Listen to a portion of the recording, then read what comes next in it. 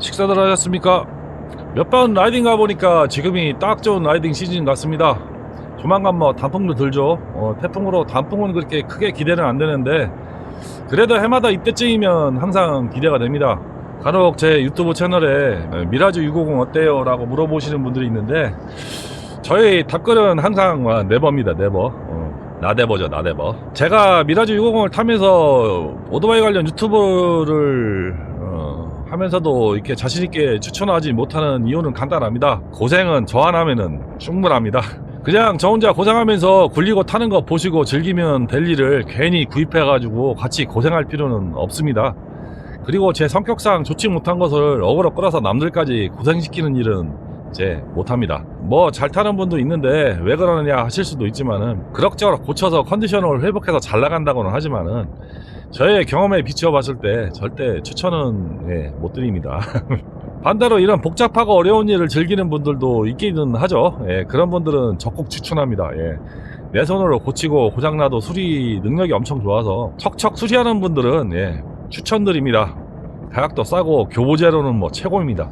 그런 능력 안 되는 분들은 절대 손대면 안 될 기종이라고 생각을 합니다. 부품 수급도 안 되니 뭐 뻔히 고생길 열리는 것이죠. 잡소리가 많아졌습니다. 오늘 이야기는 오토바이 제동거리에 대한 이야기를 해보겠습니다. 요즘 335 모여서 라이딩하는 팀들을 보면은 주행 간격이 너무 좁다는 느낌보다는 너무 바짝 붙어서 달리는 거 아닌가 하는 생각이 드는 경우가 많습니다. 보통 라이딩은 이런 모습으로 많이들 합니다. 맨 앞에는 로드를 서고 맨 뒤에는 경험한 라이더가 뒤에서 추월하거나 끼어드는 차량을 커버하는 개념으로 라이딩 대회를 유지하고 있죠. 예전에 할리 탈 때 단체 라이딩을 하다 보면은 라이딩 간격이 벌어지면 차들이 대열에 들어온다고 대열 간격을 좁게 바짝바짝 붙여서 타라고 하는 경우가 많았습니다. 뭐 이게 얼마나 위험하냐면은 오토바이마다 브레이크 성능도 차이도 있고 또한 사람마다 반응 속도가 다른데 무조건 바짝 붙여 달린다는 것은 진짜로 죽으려고 환장하는 경우가 아닌가 하는 생각이 지금은 듭니다. 그때는 그래야 하는 줄 알았습니다. 중간에 차가 들어오면 대열이 흐트러져서 대열이 안 이뻐 보인다는 이유로 그렇게 했습니다. 아무것도 모르고 처음 라이딩 대열에 끼어서 달릴 때니 뭐 선배들이 하라면 그런 줄 알고 그렇게 했죠. 그게 얼마나 멍멍이 같은 소리인지는 한참 지나서야 알았습니다. 대열 이쁜 거에 사람 목숨을 거는 행위와 같은 것이죠. 아마도 대열에 차가 들어오면 위험해서 돌려서 이야기할 수도 있겠지만은 그래도 차가 들어오는 것보다는 앞에 오토바이와 간격이 좁아서 위험 상황에 사고가 나는 확률이 훨씬 클 겁니다. 지금도 대부분 100km 이상 달리면서 라이딩 대열을 유지하기 위해 간격을 좁게 서는 라이더들이 많습니다. 특히 할리 대형 크루저가 그런 경우가 많은데 정말 위험해 보입니다.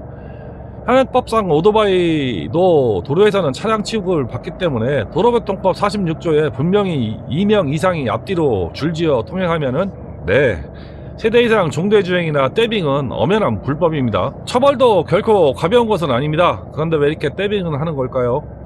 혹시 그게 멋있고 안전하다는 생각으로 하시는 것은 아닌지 한번 묻고 싶습니다. 본인들이야 멋있고 안전하다고 생각하는지 모르겠지만은 다른 자동차 운전자들이 불편함이나 위협으로 느낀다면은 어떻게 해야 할까요? 현행법 위반이고 처벌 수위도 결코 가볍지 않고 다른 운전자가 불편해하는 짓을 왜 고집하는지 이해가 저는 잘 안 됩니다. 뭐 비싼 오토바이 탄다고 자랑하고 싶어서인가, 아니면은 진짜로 그런 떼빙이 안전하다고 생각해서 그런 건가, 아니면은 오토바이 탄다고 어떤 특권의식이나 나만 아니면 되라는 생각인가, 저도 잘 모르겠습니다. 제가 이런 오토바이 관련 문제를 많이 이야기하고 있으니까 어떤 분은 패배주의적 발상이다라고 하는 분도 있고 왜 오토바이 권리를 당당하게 주장하지 못하냐는 분도 있습니다. 라이더라는 자들이 뭐 이주랄하고 배달 라이더는 도로에서 생쇼를 하는데 누가 이륜차 라이더 말을 들어주고 법제화하는데 앞장을 서겠습니까? 오토바이 타는 모 변호사 라이더가 저용도로 주행과 소음기 관련법을 고치는데 많은 노력을 하고 계신 걸로 알고 있습니다. 그분도 얼마 전 엄청난 곤욕을 치른 것으로 알고 있는데요. 기부금, 슈퍼챗, 슈퍼땡스 어디다 썼냐 부터 이런 말이 많았습니다. 그런 논란을 만든 사람들이 라이더라는 것에 더욱 놀랐고요. 변호사 30분 상담료가 보통 한 50만원부터 시작을 합니다. 그분은 그 일로 몇 날 며칠 뛰어다녀야 합니다. 소송 서류 접수부터 준비 서면, 소송에 따른 변호 준비, 그리고 항소, 항고에 따른 재판 해보신 분들은 알 겁니다. 재판 하나만 걸려 있어도 일반인들은 몇 년간 아무 일도 못하고 심지어 스트레스로 정신과적 이상이 생기거나 암에 걸려서 재판 결과도 못 보고 죽는 경우도 허다합니다. 이런 일을 하는데 돈 몇 푼에 시비 거는 모습을 보고 참 제 맘이 착착하고 그랬습니다. 진짜 변호사 입장에서는 무료 봉사보다도 못한 금액이지만 돈 몇 푼에 시비 거는 인간들은 그 돈도 없는 인간이 분명합니다. 지가 보기에는 그 돈이 큰 돈으로 보였을 테니까요. 대한민국이 통일하지만은 구성원의 생각이 다 다르다 보니 통일은 요원한 겁니다. 제가 이런 주장을 하는 것은 제 생각이고 제 경험이고 제가 주변에서 들은 이야기를 한다고 볼 수는 있습니다. 내 주장이 딱 답이다. 절대 아닙니다. 결론은 궁극적으로 달성하는 목표는 같지만 사람마다 다 다른 방법과 경로로 목적을 설정하죠. 아예 목적과 목표가 다른 경우도 있고요. 다만 목표와 목적이 같다면 서로 달성 방법은 최소한 응원은 하지 못하더라도 인정하는 그런 사회가 되어야 하는 것이 아닌가 합니다. 다만 목표와 목적이 같다면 서로의 다른 방법과 경로로 달성 방법이 좀 다르더라도 최소한 응원은 하지 못하더라도 인정하는 그런 사회는 되어야 되는 게 아닌가 합니다. 서로 멸시하고 의심하고 조롱하면 결국은 목적이나 목표는 달성은 물 건너가는 겁니다. 나이가 먹을수록 생각도 많아지고 살아온 경험이 다르다 보니 더욱 목표를 달성하는 방법 등의 차이는 더 확고해진다는 것은 분명한데요. 저는 하는 말이 마음에 안 든다고 태클 거는 것은 분명히 잘못된 행동이라는 것은 분명합니다. 그런 분들은 최소한 나는 무슨 노력을 하고 있는가부터 반성해 보시기 바랍니다. 옛말에 그런 말이 있죠. 굿이나 보고 떡이나 먹으라고요. 네, 최소한 굿판에 똥물은 뿌리지 말아야 되지 않을까요? 똥물 뿌리는 인간은 양아치만도 못한 인간입니다. 갑자기 열올라서 다른 주제로 빠졌습니다. 오늘 주제는 오토바이 제동에 관한 이야기라고 그랬죠. 통상 주행상 앞차와의 차간거리는 다 아실 겁니다. 달리는 속도와 같은 차간거리로 알고 있죠. 자동차 제동거리에는 리뷰에도 많이 등장하고 연구 결과도 많은데 이번 주제로 자료를 찾아온 결과 제 능력 탓인지 아니면 1인 자동차 제동거리에 관한 자료가 많지는 않았습니다. 뭐 이상한 계산 공식만 나오고 우리가 알기 쉽게 만든 애니메이션이나 자료는 많지 않았습니다. 외국 논문 중에는 오토바이 제동에 대한 실험적 조사, 다양한 도로 표면을 주행할 때의 특성 뭐 이런 논문도 있고 외국뿐만 아니고 국문의 논문도 많았는데 복잡하고 어렵고 이해도 못할 뿐더러 제가 이해하고 영상으로 만들면 보는 분이 이해를 못할 것 같다는 생각이 듭니다. 결론만 말하자면은 제동거리는 공주거리, 즉 운전자의 반응시간 플러스 실제 정지거리라고 하며 노면 상태와 경사, 차 오토바이 무게에 따라서 많이 차이가 난다 정도로 보시면 될 것 같습니다. 다만 속도에 대해서 공주거리와 제동거리는 제곱으로 늘어난다고 합니다.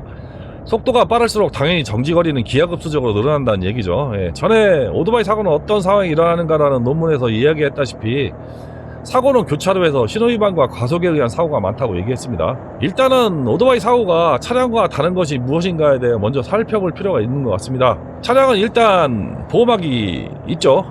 어떻든 외부 캐빈이 보호막 역할을 하고 엄청난 충격을 흡수해줍니다. 오토바이는 아니죠. 결국 몸에 지닌 보호장구 외에는 사람을 보호해줄 수 있는 장비가 아무것도 없습니다. 브레이킹 시 접지면을 봐도 차량은 사륜의 넓은 접지력을 보장합니다만은 오토바이는 전혀 그렇지 못합니다. 접지면이 아무리 큰 타이어를 쓴다고 해도 접지면은 손바닥만 하죠. 그리고 가장 위험한 상황이 사고 후 상태입니다. 차량은 외부 파손만 되는데 오토바이는 결국에는 전도가 돼서 넘어진다는 얘기가 되죠. 제가 생각하기에는 이 부분이 차량과 가장 큰 차이가 나는 부분이 아닌가 생각합니다. 뭐 20-30km 정도의 전도는 찰과상으로 끝나지만 80에서 100km에서는 절대 적게 다치지 않는 것이 일반적인 오토바이 사고입니다. 일반적으로 단체 주행간 앞뒤 거리와 포지션에 관한 이야기는 많습니다. 뭐 지그재그로 달리는 대형의 대당 간격은 공주거리 1초 간격, 바로 뒤에 달리는 오토바이와 간격은 2초 정도로 설정하고 달린다는 설명이 많습니다. 거의 이런 대형이 아마도 단체 라이딩의 가장 일반적인 상황일 겁니다. 보통은 외국 잡지에서도 권장하는 최대 그룹 사이즈는 5명에서 7명이 가장 적당하다고 하며 인원이 많을수록 위험성은 증가한다고 이야기합니다. 뭐 사람이 많아질수록 결코 안전할 수는 없겠죠. 그리고 이것은 외국에서 나오는 스태그레드 포메이션이라는 주법이죠. 선두가 로드, 두 번째는 스와퍼와 즉 경험이 가장 적은 라이더, 마지막에는 경험이 가장 많은 라이더가 위치하는 것이 일반적인 주법입니다. 그리고 속도에 따라서 라이더 거리는 빠를수록 멀어지고 느릴수록 가까워지겠죠. 차량 공주거리로 계산하면 30km일 때 6m, 100km일 때 20m입니다. 지그재그로 섰으니까 앞차와의 거리는 2배가 되겠죠. 과연 급박한 상황이 생기면은 정상적으로 회피가 될까라는 생각이 저는 듭니다. 뭐 대부분 이런 이론을 근거로 우리나라에서 대부분 교육을 합니다. 외국에서 만든 이론을 그대로 우리나라에 적용하는 것이죠. 도로폭과 도로 사정이 다른데 동일한 교육은 저 개인적인 생각인데 저는 잘못됐다고 생각을 합니다. 만약을 상정해 봅시다. 대열 맨 앞에 갑자기 차가 들어와서 급제동을 한다고 가정하거나 블라인드 코너에 차가 정지해 있다고 가정해 볼 때 과연 이렇게 좁은 간격으로 사고가 안 날 수 있을까라는 생각도 해보고요. 대부분 유튜브 사고 영상이 이런 상황에서 많이 발생을 합니다. 노면에 모래가 깔리거나 노면이 좋지 못한 경우에도 사고가 나지만은 대열 중에 나는 사고는 대부분 이런 경우죠. 정말 1%의 가능성에 내가 해당되는 상황이 되는 겁니다. 이런 경우는 오토바이 라이더가 보험 또는 사고 책임을 독박 쓰는 경우가 대부분 많죠. 자동차 수리비도 물어주고 앞뒤 오토바이 수리비도 독박입니다. 대부분 보험이 책임보험이기 때문에 보험 처리 비용을 초과하는 경우도 생기고 인사사고가 나는 경우는 형사처벌도 따를 수 있습니다. 그리고 다음 보험 가입 시에 보험 가액이 상상을 초월한 금액으로 상정된 경우도 감안을 해야 하는 머리 아픈 경우가 발생하게 됩니다. 또한 같이 사고에 휘말린 분들과 관계가 사고 처리 과정에서 틀어지는 경우도 있습니다. 돈도 잃고 사람도 잃는 참 거지 같은 경우가 발생하는 거죠. 그래서 사고는 절대 피해야 합니다. 단 1%의 가능성이라도 피해야 하는 거죠. 제가 박아보니 사고를 경험해보니 회피가 안됩니다. 첫 사고는 80km 정도 달리다 50m 거리에서 13m 스키드마크 찍고 충돌했습니다. 두 번째 사고는 40-50km 정도에 20m 거리에서 전도로 비접촉 사고를 냈습니다. 아마도 오토바이가 아니라 자동차였다면 사고가 나지 않을 상황이었죠. 그런데 두 번 다 사고로 이어졌고 다치고 첫 번째는 전파로 폐차를 했고요. 두 번째는 오토바이 견적도 어마어마하게 나왔습니다. 네가 오토바이를 못하니까 사고가 나지 라는 말씀도 할 수 있습니다. 그때는 30대 초반과 40대 초반이라 지금보다는 훨씬 실력이나 반응 속도도 좋을 때였습니다. 지금은 그때 트라우마로 엄청 조심하고 그 전에 타던 실력 50-60% 밖에 안 되는 실력으로 라이딩하는 느낌입니다. 지금은 동체 시력에서 나오는 슬로우 비디오도 없어지고 컨디션에 따라 라이딩 속도나 코너링 반응 속도도 왔다 갔다 합니다. 어떻게 아냐고요?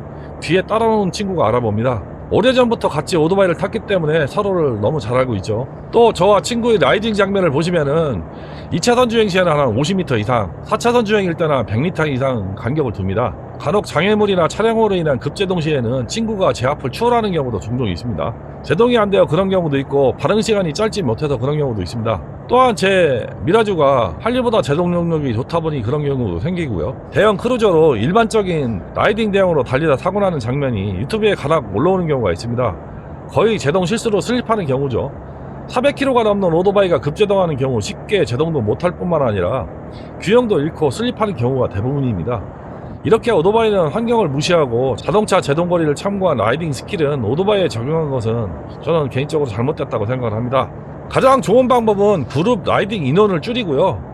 라이딩 간격을 늘려서 최대한 공주거리와 제동거리를 확보하고요. 대열에 자동차가 끼는 것을 두려워하거나 안전하지 않다는 생각은 버리셔야 합니다. 속도로 인한 대응이 느려져서 차량이 대열에 끼게 되면 그만큼 간격을 더 벌리면 됩니다. 차량이 대열에 들어와서 계속 달리는 경우는 많지 않습니다. 차량도 오토바이 사이에 달리는 것을 결코 좋아하지는 않습니다. 잠깐은 추월을 위한 차선 변경일 겁니다. 대열에 차량이 들어오지 못하게 디펜스하기 위해 간격을 좁혀 위험한 것보다는 차량이 드나들기 편하게 간격을 벌려서 라이딩하는 것이 오히려 더 안전할 수 있다는 생각이 좀 듭니다. 최소한 제대로 반응하고 회피하고 제동하기 위해서는 100km 기준으로 한 100m 이상 간격이 필요합니다.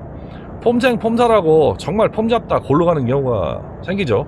안전거리는 최대한 길게 러프하게 잡고 라이딩하는 것이 안전한 라이딩을 위한 길입니다.